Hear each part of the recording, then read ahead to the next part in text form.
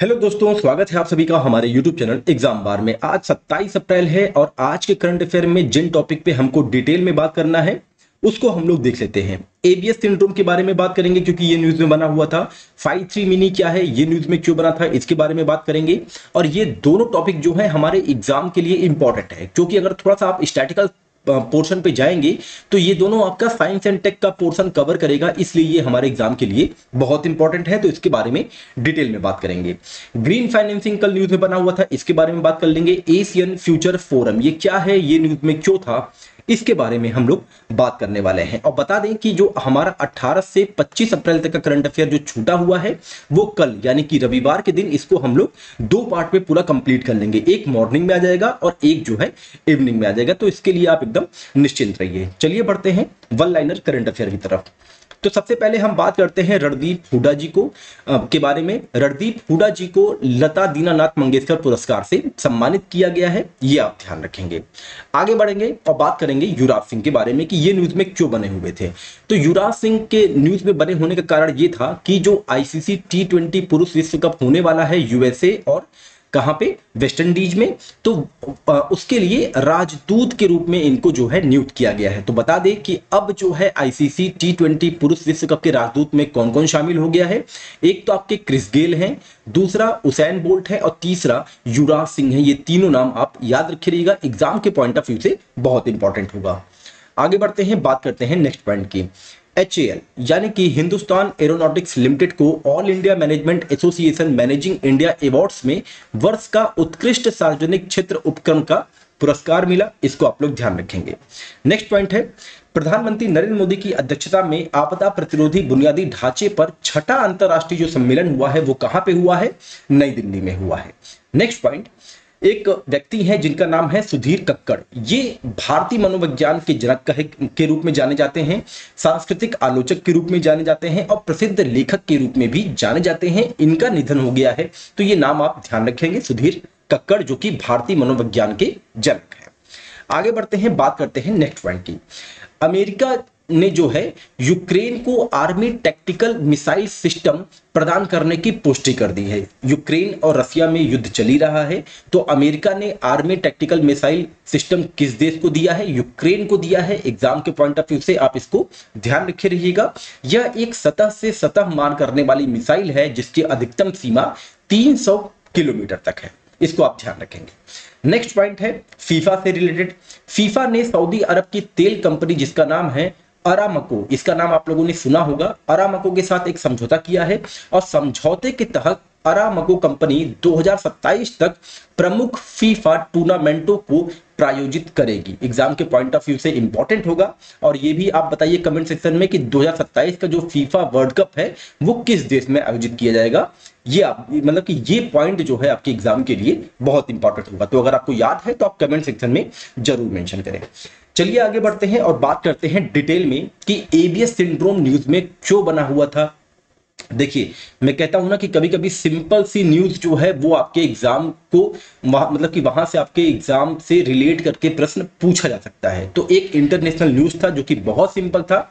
News ये है कि बेल्जियम के एक व्यक्ति को नशे में गाड़ी चलाने से वहां की अदालत ने बरी कर दिया है, क्योंकि जो व्यक्ति था उसके अधिवक्ता ने बताया कि वह व्यक्ति जो गाड़ी चला रहा था वो ऑटो ब्रीवरी सिंड्रोम से पीड़ित है। यह एक दुर्लभ स्थिति है जिसके कारण शरीर में अल्कोहल जनरेट हो जाता है, तो व्यक्ति जो है वो नशे में आ जाता है। ठीक है, तो ऑटो ब्रीवरी सिंड्रोम का संबंध किससे है, वो शरीर में अल्कोहल पैदा करता है, इसको आप लोग ध्यान रखेंगे। इसे आंत किडमन सिंड्रोम के रूप में भी जाना जाता है, गट फर्मेंटेशन सिंड्रोम के नाम से भी इसको जानते हैं। यह एक ऐसी स्थिति है जिसमें शरीर शर्करा युक्त और स्टार्च युक्त भोजन को अल्कोहल में बदल देता है, जिससे व्यक्ति जो है मतलब कि एक जो शराबी व्यक्ति होता है उसके समान उसमें लक्षण उत्पन्न हो जाते हैं। मधुमेह, मोटापा, क्रोहन रोग से पीड़ित व्यक्ति एबीएस होने की संभावना अधिक होती है। कई मेडिकल रिपोर्टों से पता चला है कि जो लोग एबीएस से पीड़ित हैं उन्हें ऐसे खाद्य पदार्थों से बचना चाहिए जिनमें कार्बोहाइड्रेट और शुगर की मात्रा अधिक हो, इसको आप लोग ध्यान रखे रहेंगे। अब आगे बढ़ते हैं, बात करते हैं 5-3 मिनी ये न्यूज में क्यों बना हुआ था।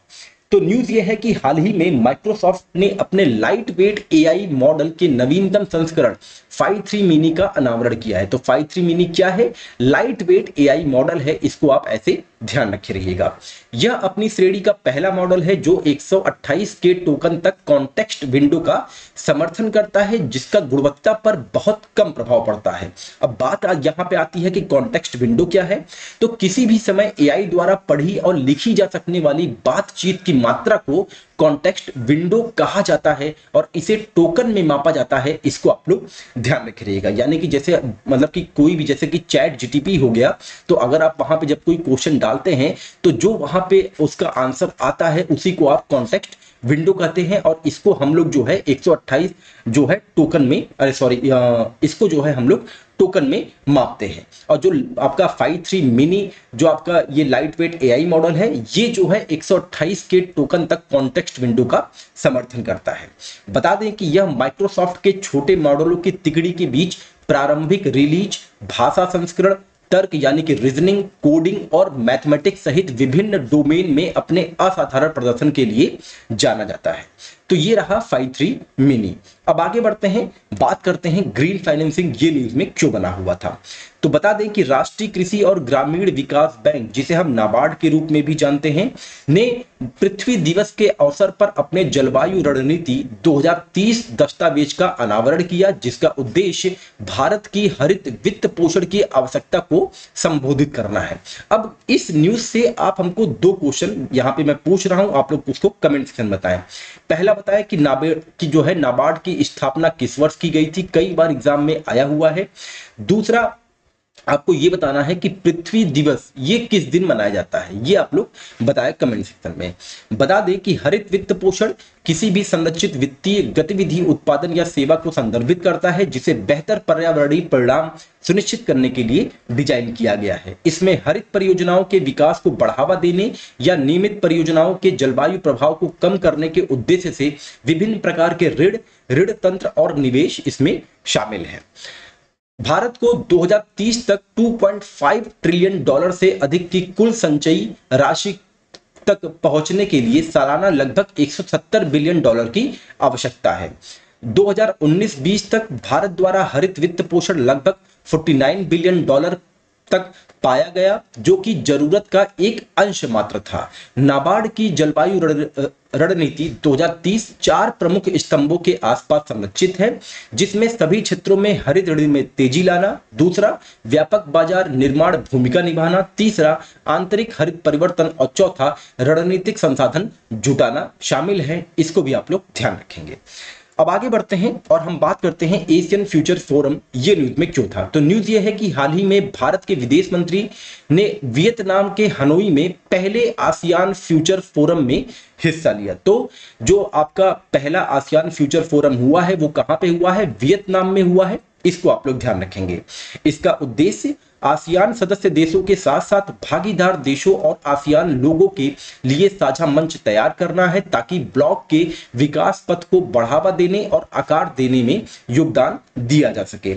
एशियन फ्यूचर फोरम आसियान और उसके साझेदारों के लिए नए विचारों और नीतिगत सिफारिशों को साझा करने के लिए एक मंच के रूप में कार्य करता है। अब जब बात यहां पे एशियन फ्यूचर फोरम की हो रही थी, तो आसियान का रिवीजन हम क्यों भूल जाए। तो बता दें कि आसियान जो है दक्षिण पूर्व एशियाई राष्ट्र संघ का एक समूह है, जिसकी स्थापना 1967 में बैंकॉक घोषणा पर हस्ताक्षर के साथ हुई थी। कई बार ये एग्जाम में आया है, इसको आप लोग ध्यान रखेंगे। और जो इसके संस्थापक सदस्य देश थे वो कौन कौन से थे? इंडोनेशिया, मलेशिया, फिलीपींस, सिंगापुर और थाईलैंड इसके संस्थापक सदस्य देश थे।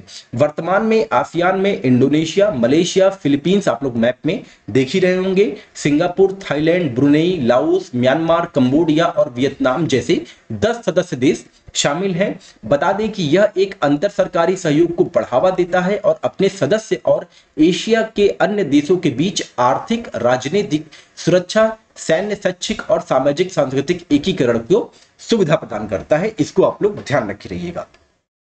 तो ये तो रहा आज यानी कि 27 अप्रैल का इंपॉर्टेंट करंट अफेयर, जो कि हमारे एग्जाम के पॉइंट ऑफ व्यू से बहुत इंपॉर्टेंट होगा। तो हमने बता ही दिया है कि 18 से लेकर 25 अप्रैल का करंट अफेयर हम लोग कल इसको पूरा हम लोग रिवीजन कर लेंगे, और 1 मई को हम लोग क्या करेंगे कि अप्रैल के जितने भी इंपॉर्टेंट करंट अफेयर हैं उससे हम लोग रिलेट करके कैसे प्रश्न बना सकते हैं, इस पे हम लोग डिस्कशन कर लेंगे, और वहां से कुछ प्रश्नों का मैं आपको एग्जाम्पल के तौर पे वहां पे समझाने का भी प्रयास करूंगा। और अगर आपको सेशन ये एग्जाम के पॉइंट ऑफ व्यू से इंपॉर्टेंट लगा हो तो आप हमारे चैनल को अपने दोस्तों के बीच में जरूर शेयर करें। और एक चीज याद रखें, अगर आपको सफलता पाना है तो आप निरंतर जो है अपने पुस्तकों से दोस्ती किए रहिए। अगर आप एक दिन भी उसको दूर कर देंगे तो आप ये समझिए कि आप अपने लक्ष्य से उतने ही दिन दूर चले जा रहे हैं। तो चलिए मिलते हैं अपने अगले कंटेंट के साथ, तब तक अपना ध्यान रखें। नमस्कार, जय हिंद, जय भारत।